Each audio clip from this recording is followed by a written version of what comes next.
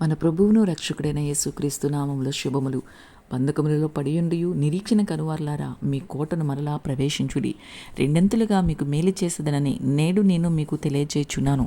ఈ వాక్య వాగ్దానాన్ని మనం చూస్తే జకర్యా గ్రంథము 9వ అధ్యాయము 12వ వచనంలో మనం చూస్తున్నాం. బంధకములు మరి జకర్యా చెప్తున్న మాట, ఈ బంధకములు అనుకుంటున్నప్పుడు ఇశ్రాయేలులు బబులోను చెరలో మరి బంధింపబడిన వారుగా, మరి విడుదల కొరకు ఎంతో కాలం నిరీక్షిస్తున్న వారుగా మరి వారి జకర్యా ఈ మాటలు రాస్తున్నాడు.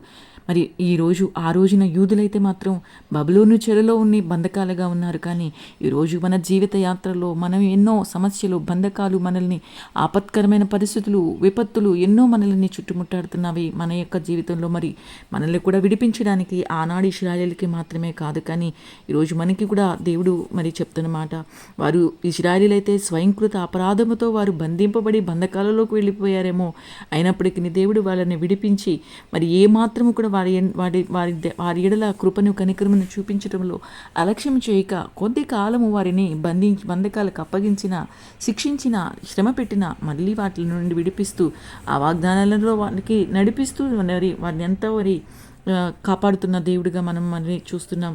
ఆనాడు ఇశ్రాయేలీలను బట్టే కాదు, కానీ ఈ రోజున మన యొక్క జీవితంలో మనకి వస్తున్న విపత్తులను బట్టి మనం మరి ఎలా ఉండాలి అనుకుంటున్నప్పుడు యెషయా ఒక మాట చెప్తున్నారు. యెషయా గారు ఏం చెప్తున్నారు అనుకుంటే, మీ బంధకములు మరి ఒకవేళ మనం ఆ అనుమానంతోనో, ఏమో దేవుడు మనల్ని పట్టించుకోవట్లేదని అవిశ్వాసంతోనో, అపనమ్మకతో, నిరీక్షణ లేని వారంగా ఉంటే మరి ఏమంటున్నారంటే, మీ బంధకములు మరి బిగింపబడుకున్నట్లు పరిహాసికులై ఉండుకుడి అంటున్నారు. మరి అలనాడు ఐగుప్తు బానిసత్వంలో ఉన్న ఇశ్రాయేలీలు మాత్రమే అలాగునా ఉంటున్నాం కాదు, కానీ అబ్రహాము, ఇస్సాకు, యాకోబులకి ఇస్తానని ఏ వాగ్దానం అయితే మరి చేశారో ఆ వాగ్దానాలను మరియు స్వతంత్రించుకోవడానికి వాళ్ళని స్వాస్థ్యంగా ఇస్తానంటున్న వాగ్దానాలని మరి ఆ దేశంలోనికి వాళ్ళు వెళ్ళాలి అనుకుంటున్నప్పుడు మరైతే మోషే మాటను వారు వినలేదు, పెడచెవును పెట్టారు. మరి అవిశ్వాసంతోనూ, నిరీక్షణ లేకుండా వారి యొక్క జీవితాన్ని అయితే మాత్రం ముగించుకున్నారు. వేగు చూడడానికి వెళ్ళిన వారైతే మాత్రం మరి ఆయన్ని మాటలను కూడా అలక్ష్యం చేసిన వారిగా ఉంటున్నారు. కానీ ఆ యెహోషువ, కాలేబులు మాత్రం ఆ వారి మాటలు వినకుండా, వారు ఎవరైతే ఉన్నారో వారి అపహాసాలని వారు దృష్టి పెట్టకుండా, వారు అపహసించిన వారుగా వారుండి ఆ బంధకములలో వారు మరి విరుక్కుపోయినట్లుగాను, బిగించిపోయినట్లుగాను, మరి యెషయా గారు అంటున్నట్లుగా 28, 22 యెషయాలో చెప్తున్నట్టుగా మరి అలాగనైతే వారు ఉండిపోయారు. కానీ వీరైతే ఆ వాగ్దాత దేశంలోనికి వెళ్ళగలిగారు.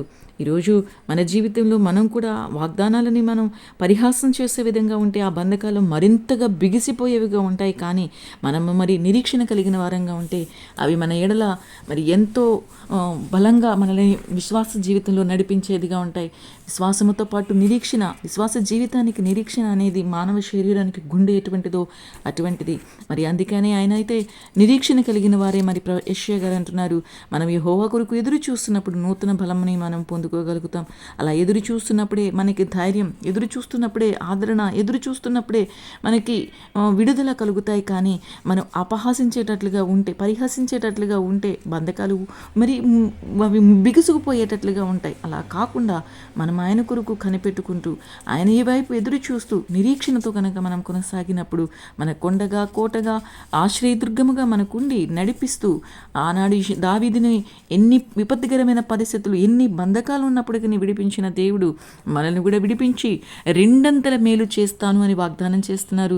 మనం పోగొట్టుకున్న వాటిని, కోల్పోయిన వాటిని తిరిగి సమకూర్చి రెండంతల మేలు చేయడానికి ఆయన సమర్థుడుగా ఉంటున్నాడు. అయితే మనము ఆ వాగ్దానాలను పరిహాసం చేసేవారం కాకుండా, సందేహించే వారం కాకుండా, విశ్వాసముతో కనుక జీవించి నిరీక్షణతో మనం ఎదురు చూస్తున్నప్పుడు తప్పకుండా మనం ఆ వాగ్దానాన్ని స్వతంత్రించుకోగలుగుతాము.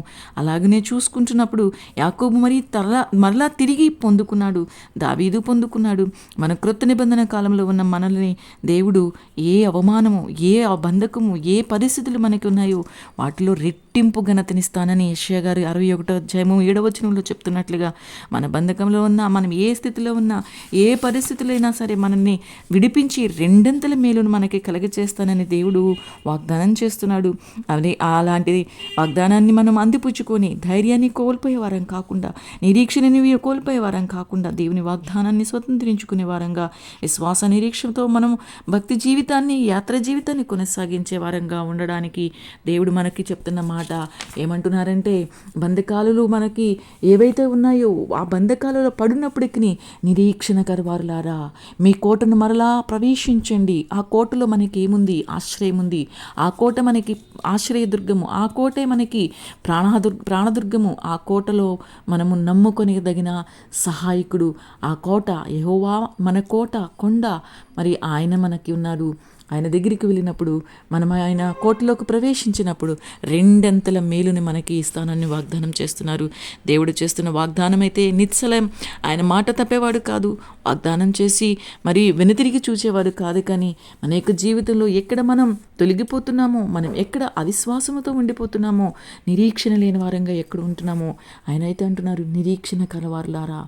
ఎవరైతే నిరీక్షణ కలిగి ఉంటారో వారు మాత్రమే కోటలోనికి ప్రవేశించగలుగుతారు. మన ముందు ఎన్నిటి పరిస్థితులు మనకు ఎదురవుతున్నా, మన కోటగా ఉన్న ఆయన దగ్గరికి మనం ప్రవేశించినప్పుడు, ధైర్యంతో మనం వెళ్తున్నప్పుడు రెండంతల మేలుని మనకి చేసేవాడిగా ఉంటున్నాడు. మన దేవుడు అంతటి గొప్ప దేవుడు, విడువని ఎడబాయని దేవుడు. మన మనుషులు చేసే మరి ఏవైతే ఉన్నాయో వాటిని చూచి భయపడే వారం కాకుండా, ఆయన కోటలోనికి ప్రవేశించినప్పుడు నరమాత్రుడు లేక శత్రువు లేక లోకం ఏం చేయగలుగుతుంది ఆయన దగ్గరికి మనం వెళ్ళిపోయినప్పుడు. కాబట్టి ఆయన ఇస్తున్న ఆదరణకరమైన మాటలను మనం జ్ఞాపకం చేసుకుంటూ జకరియా గారు వారు చెప్తున్నారు, బంధకములో పడి ఉన్నప్పటికీ నిరీక్షణ కలవారులారా కోటలో ప్రవేశించండి, రెండంతలుగా మీకు మేలుని చేస్తాను అని వాగ్దానం చేస్తున్నాడు. ఆయన వాగ్దానాన్ని అందిపుచ్చుకోవడానికి, సరైన రీతిలో మనం కొనసాగడానికి విశ్వాసము మనకి ఇస్తున్నారు. విశ్వాసంలో నడవమని చెప్తున్నారు. అట్లాంటి మరి అచంచలమైన విశ్వాసాన్ని చూపిస్తూ మనం కొనసాగే వారంగా ఉండడానికి దేవుడు కృప చూపిండుగాక. ఆమెన్.